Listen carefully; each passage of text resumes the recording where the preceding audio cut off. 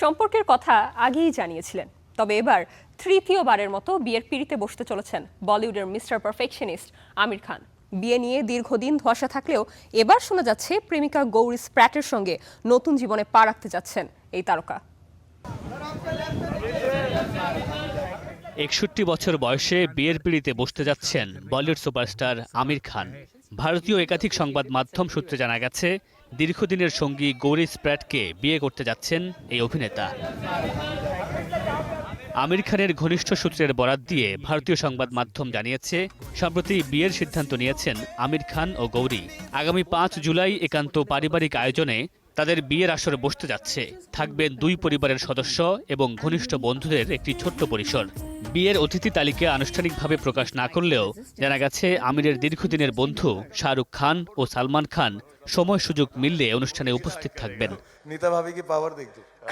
প্রায় বছর খানেক ধরে বিভিন্ন অনুষ্ঠানে একসঙ্গে দেখা গেছে আমির ও গৌরীকে। এমনকি চীনে অনুষ্ঠিত আন্তর্জাতিক কমেডি উৎসবেও উপস্থিত হয়েছিলেন তারা।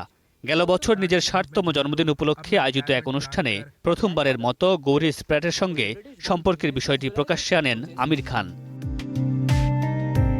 গৌরী স্প্র্যাটের বেড়ে ওঠা বেঙ্গালুরুতে। ইউনিভার্সিটি অব আর্টস লন্ডন থেকে ফ্যাশন স্টাইলিং ও ফটোগ্রাফি বিষয়ে পড়াশোনা করেছেন তিনি। সম্প্রতি এক সাক্ষাৎকারে আমির খান জানান, গৌরী তার জীবনে আসার পর তিনি মানসিকভাবে অনেক শান্তি খুঁজে পেয়েছেন।